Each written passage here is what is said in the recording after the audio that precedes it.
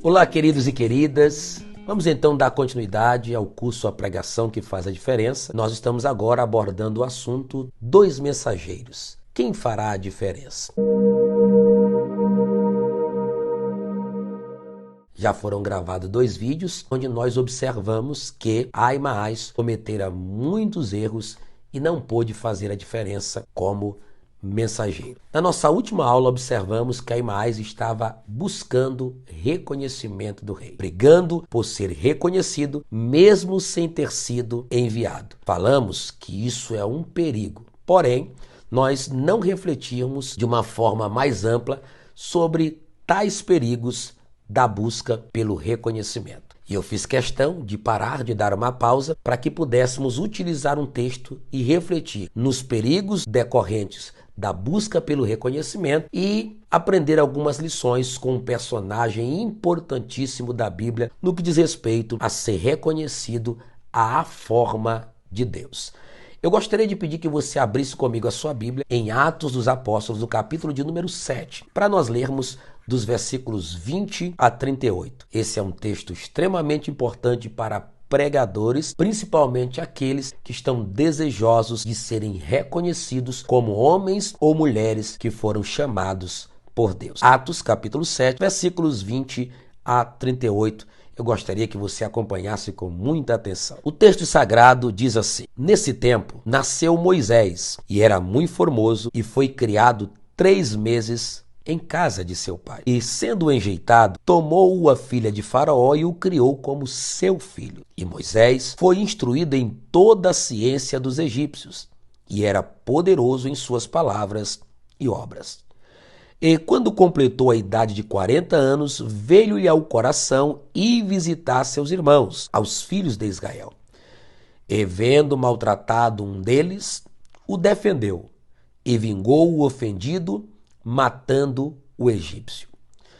E Moisés cuidava, muita atenção, e Moisés cuidava que seus irmãos entenderiam que Deus lhes havia de dar liberdade pela sua mão, mas eles não entenderam. E no dia seguinte, pelejando eles, foi por eles visto e quis levá-los à paz, dizendo: Homens, sois irmãos, por que vos agravais um ao outro? E o que ofendia o seu próximo repeliu, dizendo: Quem te constituiu príncipe e juiz sobre nós? Queres tu matar-me, como ontem mataste o egípcio? E a esta palavra fugiu Moisés e esteve como estrangeiro na terra de Midian, onde gerou 2 filhos. E completados 40 anos, apareceu-lhe o anjo do Senhor no deserto, no monte Sinai, numa chama de fogo no meio de uma sarça. Então Moisés, quando viu isso, se maravilhou da visão, e aproximando-se para observar, foi-lhe dirigida a voz do Senhor, dizendo: Eu sou o Deus de teus pais, o Deus de Abraão, e o Deus de Isaque, e o Deus de Jacó. E Moisés, todo trêmulo, não ousava olhar. E disse o Senhor: Tira as sandálias dos teus pés, porque o lugar em que estás é terra santa. Tenho visto atentamente a aflição do meu povo que está no Egito, e ouvi os seus gemidos, e desci a livrá-los. Agora, pois, vem e enviar-te-ei ao Egito. A este Moisés, preste atenção no versículo 35, ao qual o haviam negado, dizendo: Quem te constituiu príncipe e juiz? A este enviou Deus como príncipe e libertador pela mão do anjo que lhe aparecera na sarça.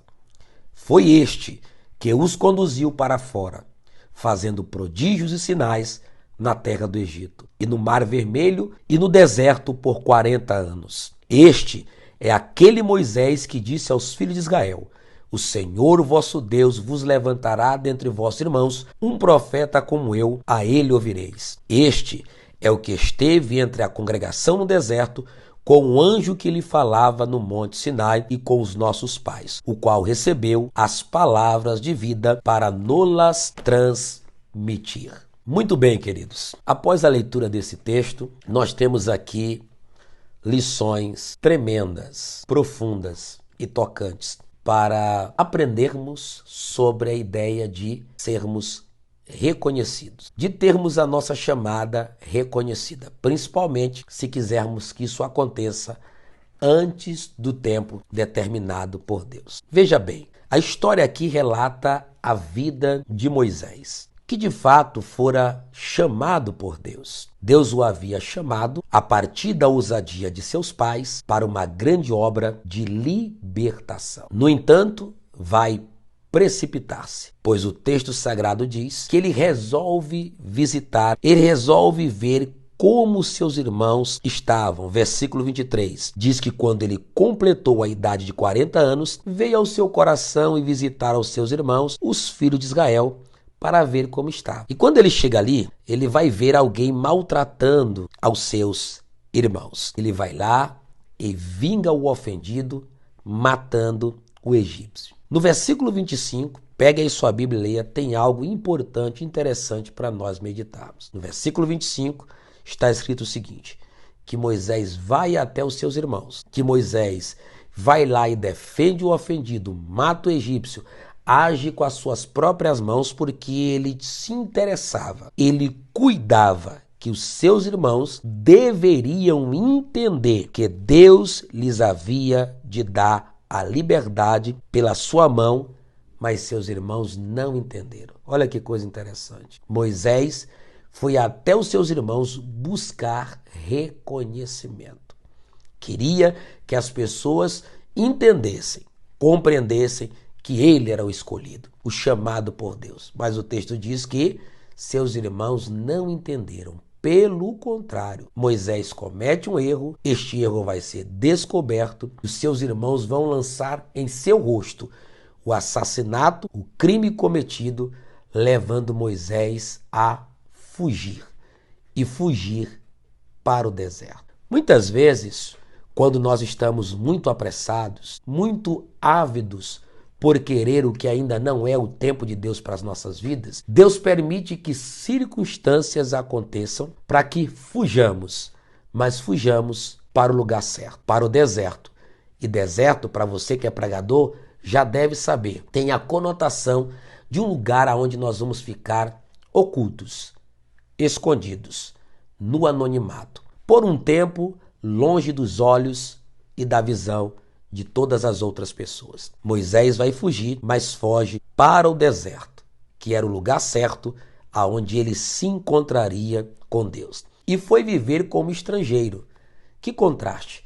Quem queria ser reconhecido, agora vai viver como estrangeiro. Mas o texto diz no versículo 29 que ali na terra de Midian, ele gerou 2 filhos. Eu sei que isso aqui é algo literal, mas permita-me fazer uma aplicação. Moisés fugiu para o deserto, para um lugar de anonimato, para um lugar oculto, mas não deixou de gerar. Foi no deserto que ele gerou.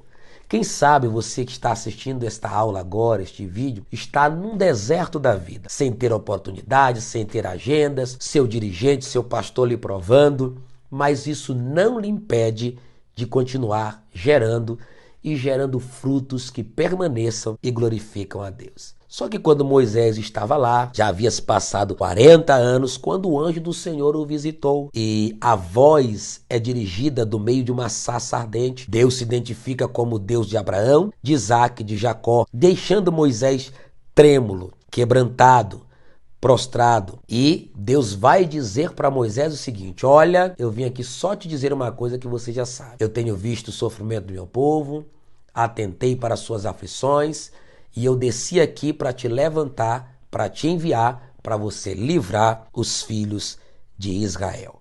Olha o que diz o versículo 35. A este Moisés, ao qual haviam negado, dizendo: quem te constituiu príncipe e juiz? A este enviou Deus como príncipe e libertador pela mão do anjo que lhe aparecera na sarça. Glória a Deus.